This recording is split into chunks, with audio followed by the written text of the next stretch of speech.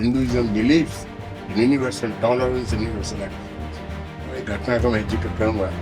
तो स्वामी विवेकानंद जी अमेरिका में गए, बहुत पॉपुलर, तो उनको दबाने के लिए, बदनाम करने के लिए, छोटा दिखाने के लिए वो पादरी लोग बहुत कोशिश कर रहे थे। स्वामी जी, आज जो इतना इंटॉलरेंस है सोसाइटी में, धर्म के नाम पे इतना जो पोलराइजेशन है, जिस तरह से राजनीति होती है और जिस तरह से समस्याएं खड़ी हो रही है सब जगह पे, तो आपको लगता है कि स्वामी जी का सही डिफिनेशन लोगों के पास पहुंच रही है? धर्म का क्या परिभाषा, सही परिभाषा क्या होना चाहिए, ये भी बहुत लोगों की कोई धारणा नहीं है। टॉप इंस्टीट्यूशन के बच्चे, IIT, IIMs, NLU, जो टॉप इंस्टीट्यूट में पढ़ रहे हैं, वो बच्चे स्वामी जी सुसाइड कर। चरित्र एक ऐसी एक शक्ति है जिस शक्ति से हम किसी भी समस्या चुनौतियों का समाधान सॉल्व कर सकते हैं। सनातन हिंदू धर्म हमेशा है के लिए है, हमेशा हमेशा के लिए रहेगा।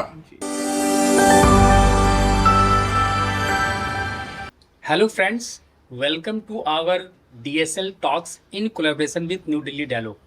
आज हमारे बीच है रामकृष्ण मिशन के दिल्ली हेड स्वामी सर्वलोकानंद जी, जो सेक्रेटरी भी हैं, और इनसे हम बात करेंगे स्वामी विवेकानंद जी के जर्नी के बारे में, रामकृष्ण मिशन जो स्थापना हुआ था उनका उद्देश्य क्या है, और स्वामी विवेकानंद जी के गुरु के बारे में, रामकृष्ण परमहंस के बारे में। जैसे कि विवेकानंद जी ऐसा एक पहले व्यक्ति थे जो मॉडर्न हिंदुइज्म का डिफिनेशन शिकागो धर्म सम्मेलन में उन्होंने दिया, और तब से हिंदुइज्म पॉपुलर हुआ पूरे वेस्ट में, और लोग पहली बार जाना कि ये सनातन हिंदू भी कोई धर्म है। क्यों बात ऐसी है, क्योंकि भारतवर्ष 50 साल से ज्यादा वो पराधीन था, और खास करके मुगल और जो ब्रिटिश के लोग थे वो इतना प्रचार प्रसार करते थे कि भारतवर्ष में कोई भी धर्म नहीं है, भारतवर्ष तो जादू टोना का देश है, ये है वो है पूरा, तो उसमें अंध संस्कार, कुसंस्कार, अंधविश्वास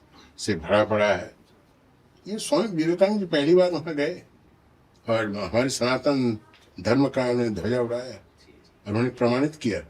पहले दिन लेक्चर में पार्लियामेंट शिकागो में केवल 5 मिनट का भाषण में उन्हें प्रमाणित कर दिया कि हिंदू धर्म ही श्रेष्ठ धर्म है, हिंदू धर्म की बहुत ही विशेषता है।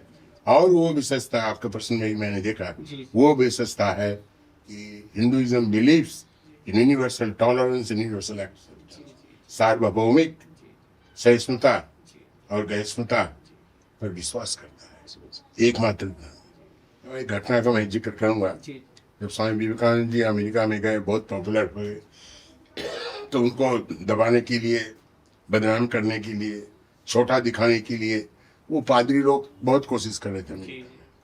तो उन्होंने स्वामी जी को ऐसे बुलाया कोई सभा में, तो टेबल था सामने, विवेकानंद जी के सामने रखा था, और टेबल के ऊपर बहुत सारे धर्म पुस्तक रखे हुए थे। तो क्या हुआ, तो वो जो है, तो वो पादरी जो है था, वो कहा कि देखिए स्वामी जी, क्या कैसी बात है, पहले तो सबसे पहले बाइबल को रखा, फिर तुम्हारा कुरान को रखा, फिर जिंदावस्था को रखा, और सबसे नीचे भगवत गीता को रखा।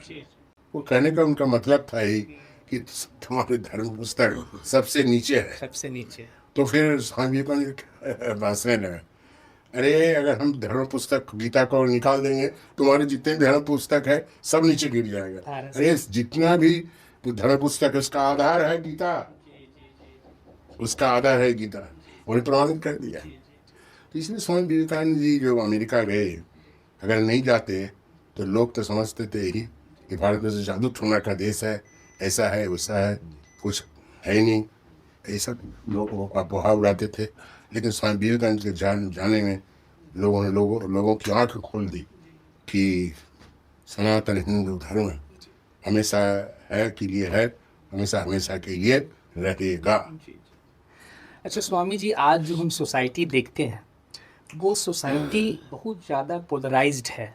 जैसा कि स्वामी विवेकानंद जी का एक कथन हमने पढ़ा था कि इस देश में, इस वर्ल्ड में अगर कितने भी धर्म क्यों नहीं अलग अलग बढ़ जाए, हमको इससे कोई प्रॉब्लम नहीं है। हर एक व्यक्ति का स्वभाव अलग है और हर एक व्यक्ति अपना अलग अलग धर्म बनाता है, तो भी कोई दिक्कत नहीं। लेकिन स्वामी जी, आज जो इतना इंटॉलरेंस है सोसाइटी में, धर्म के नाम पे इतना जो पोलराइजेशन है, जिस तरह से राजनीति होती है और जिस तरह से समस्याएं खड़ी हो रही है सब जगह पे, तो आपको लगता है कि स्वामी जी का सही डिफिनेशन लोगों के पास पहुंच नहीं रहा? नहीं पहुंच पा रहे हैं। और ये पोलराइजेशन क्यों हो रहा है, आप सभी जानते हैं, मुझे बोलने की आवश्यकता नहीं, तो भी मैं कहूँगा, ऐसा प्रश्न कर रहे हैं, ये सब धर्म के नाम पर जो हो रहा है, ये सब राजनीति के कारण। राजनीति ही, पॉलिटिक्स ही लोग को आपस में बांटता है।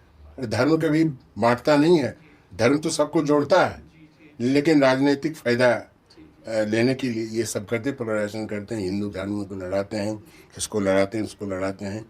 और धर्म तो अनेक होना स्वाभाविक, जैसे आपने कहा, रुचि के अनुसार, टेस्ट एंड टेम्परामेंट जिसका अंग्रेजी में कहते हैं, रुचि के अनुसार हम धर्म, हिंदू हो सकते हैं, आप मुसलमान हो सकते हैं, वो ईसाई हो सकता है, लेकिन इसमें कोई ये नहीं है। इसलिए स्वामी विवेकानंद जी क्या कहते हैं कि जब हम हमारे देश में कहेंगे, हम ज़्यादा देखते, उस समय भी हम देखते, अभी भी हो रहा है कि धर्मांतरण, कन्वर्शन जिसको कहते हैं, स्वामी विवेकानंद कन्वर्शन में स्वामी विवेकानंद विश्वास नहीं करते।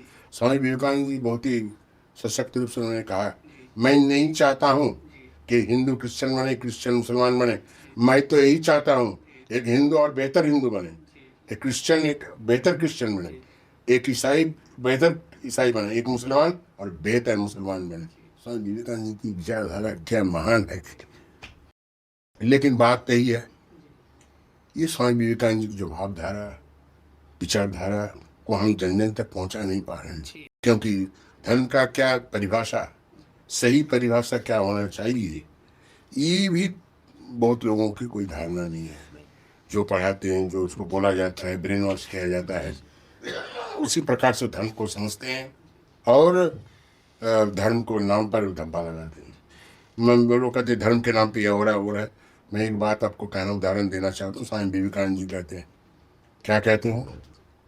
स्वामी विवेकानंद जी कहते हैं कि सूर्य जब किरण है, वो क्या किरण का काम, रोशनी, रोशनी के नीचे बैठकर कोई गीता पाठ कर रहा है, धर्म पुस्तक पढ़ रहा है, और कोई किसी का सही जान कर रहा है, इसके लिए क्या हम सूर्य किरण का जिम्मेदार ठहरा सकते हैं? नहीं ठहरा सकते।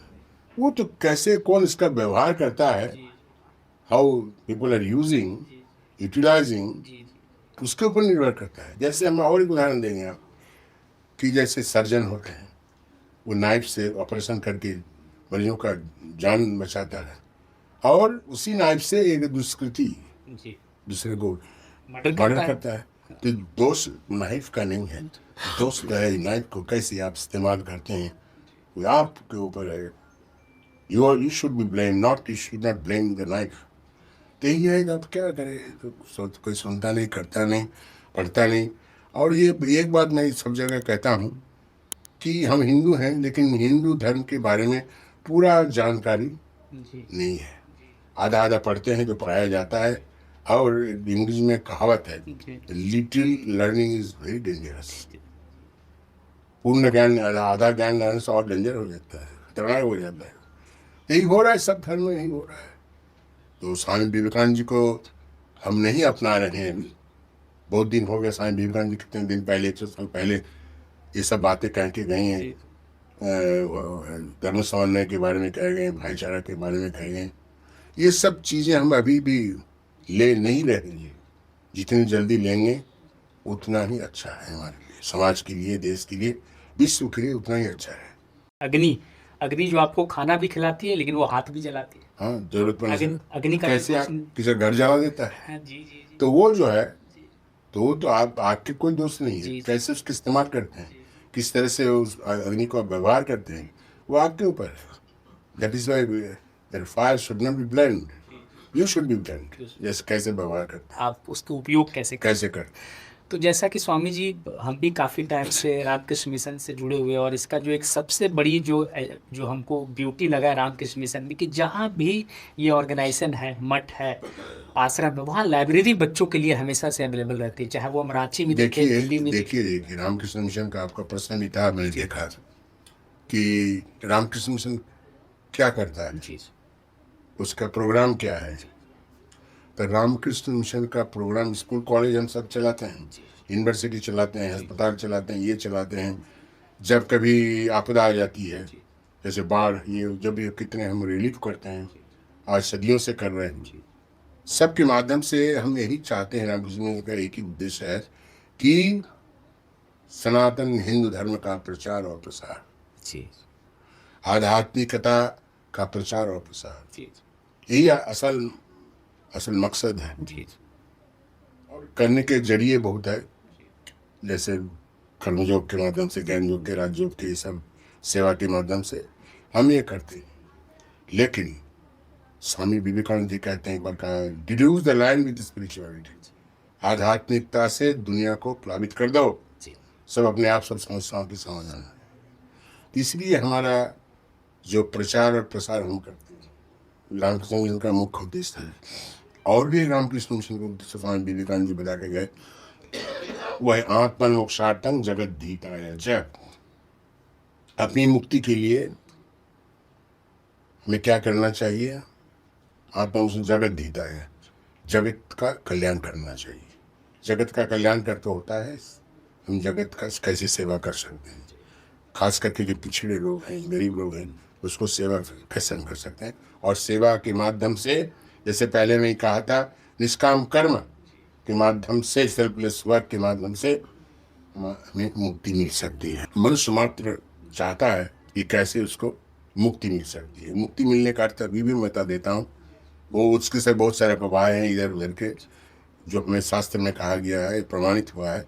मुक्ति का अर्थ होता है कैसे हम, साधारण रूप से अगर मैं कहें तो, जन्म और मृत्यु के चक्र से हमें कैसा छुटकारा मिलेगा, जी। यही है। दूसरा एक छोटा सा सवाल हम रामकृष्ण परमहंस जी के बारे में जानना चाहेंगे कि उनको काली जी का, काली माता का दर्शन होता था, और आप, जैसा कि हम सनातन जो संस्कृति और धर्म के बारे में पढ़ते हैं, तो एक अद्वैतवाद की फिलॉसफी है, द्वैतवाद की फिलॉसफी है, तो ये रामकृष्ण जी किस फिलॉसफी को? रामकृष्ण मुझे भी द्वैत भी थे, अद्वैत भी थे, जी क्योंकि उन्होंने अपनी साधना शुरू की द्वैत से, ड्युअलिटी, माँ काली और वो जी पूज्य और पूजक, वहाँ से उन्होंने शुरुआत की। और धीरे धीरे उन्हें साधना करते करते द्वैत में भी पहुँच गया, जी द्वैत में भी पहुँच गया। तो श्री रामकृष्ण पहले द्वैत थे और फिर अद्वैती बन गए। अद्वैती का अर्थ क्या होता है? अद्वैती का अर्थ होता है दो नहीं। दो नहीं। जैसे शंकराचार्य जी बहुत ही सुंदर ढंग से कहा है कि कोई दो नहीं है, एक ही है, और एक है ब्रह्म है। जी जीवो ब्रह्म ही बना पड़ा है, जी जीवो ब्रह्म ही बना पड़ा है, ब्रह्म सत्य जगन मिथ्या, जीवो ना ब्रह्म ही बना पड़ा। ये दो चीज, दो साधक का साध्य, वो नहीं है उसमें, ये द्वैत में है। पूज्य पूजक वो दो है, ये तो द्वैत भाव में है, अद्वैत भाव में नहीं है। वो तो स्वामी श्री रामकृष्ण तो द्वैत के पराकाष्ठा थे, अद्वैत के पराकाष्ठा थे। दोनों लाइफ दोनों जीवन उन्होंने दिखाया, उन्हें दिखाया है लोगों, और ये भी दिखाया।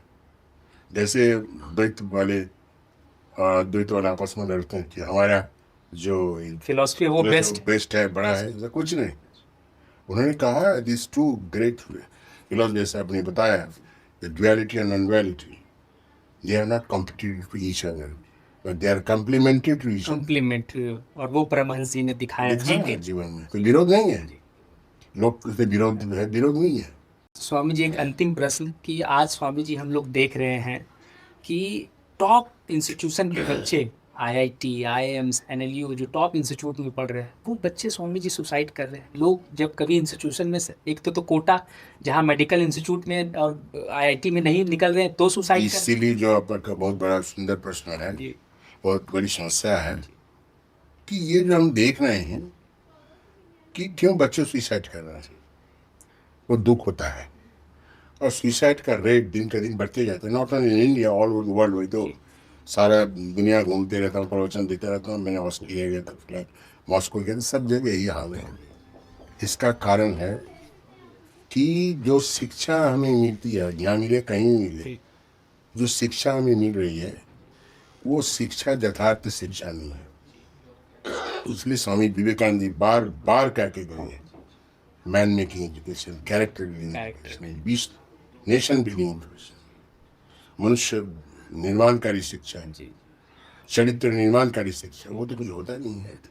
जिसका जब कोई चरित्र नहीं होता है तब लोग ये सब खुदकुशी कर लेते हैं, ये कर लेते हैं, वो कर लेते हैं। जब समस्या तो आएगी, चैलेंज भी आएगी, लेकिन किसको उसको हम समाधान कैसे करेंगे, सामना कैसा करेंगे।